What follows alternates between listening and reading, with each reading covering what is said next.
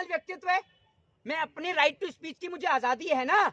मेरी और नरेंद्र मोदी जी की विचारधारा एक तो हो नहीं सकती। आप क्या चाहते हैं कि आपकी एफआईआर के डर से मैं मोदी जी का समर्थन कर दूं, क्योंकि पर इजराइल ने कब्जा कर रखा है, वो उस जमीन को छोड़ दें, उस जमीन को रिहा कर दें। ये बात अटल बिहारी वाजपेयी जी ने कही थी।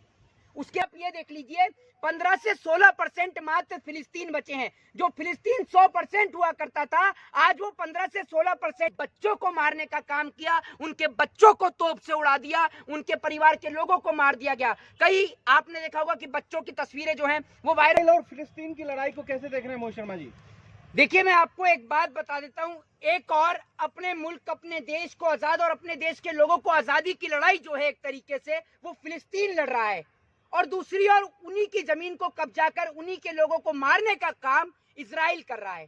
वो इजराइल जिसको रोमन एम्पायर ने मार के भगाया था, तो उस वक्त पे उनका साथ जो है वो अरबियों ने दिया था।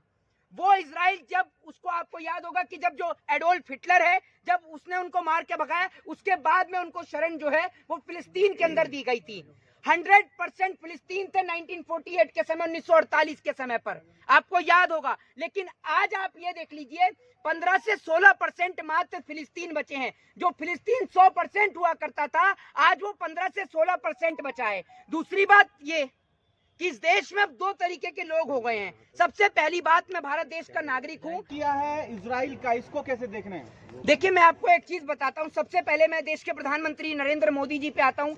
मैं प्रधानमंत्री जी को बताना चाहता हूँ, समझाना चाहता हूँ कि पूरे देश ने, अब तक हमारे देश में जितने भी प्रधानमंत्री हुए, माननीय अटल बिहारी वाजपेयी जी से लेकर श्रीमती इंदिरा गांधी जी से लेकर डॉक्टर मनमोहन सिंह जी तक, सभी जितने भी प्रधानमंत्री हैं उन्होंने फिलिस्तीन को समर्थन दिया। और माननीय अटल बिहारी वाजपेयी जी ने तो एक स्टेटमेंट भी दिया था, जो इन दिनों बहुत तेजी से वायरल हो रहा है, कि अरबियों की जिस जमीन पर इजराइल ने कब्जा कर रखा है, वो उस जमीन को छोड़ दें, उस जमीन को रिहा कर दें। ये बात अटल बिहारी वाजपेयी जी ने कही थी।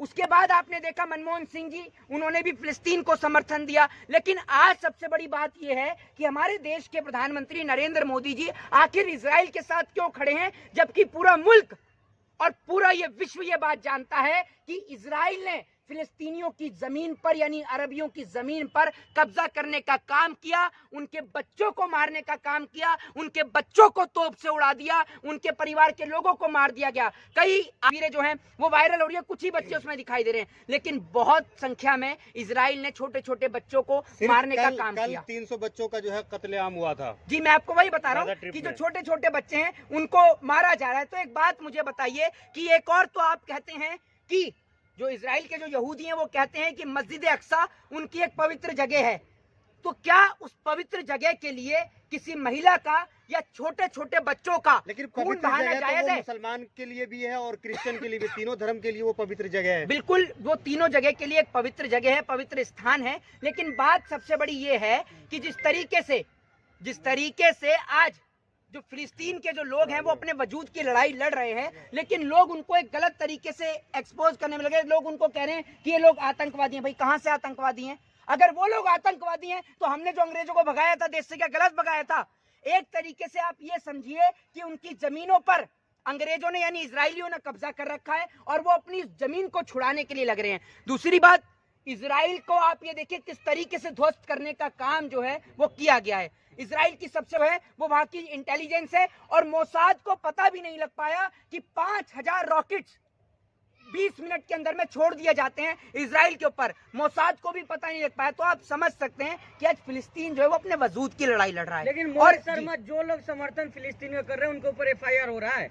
अलीगढ़ मुस्लिम यूनिवर्सिटी के छात्रों के ऊपर हो गया, आपके ऊपर भी? देखिए सर, मैं क्या बोलता हूँ आपको, मैं तो ये कहूंगा, सबसे पहले अगर एफआईआर होगा, एफआईआर होना कोई बड़ी बात नहीं है। पहली बात तो ये सुन लीजिए, जो लोग इस देश में एफआईआर से डरते हैं, एफआईआर से डर से क्या हम सच बोलना बंद कर दें?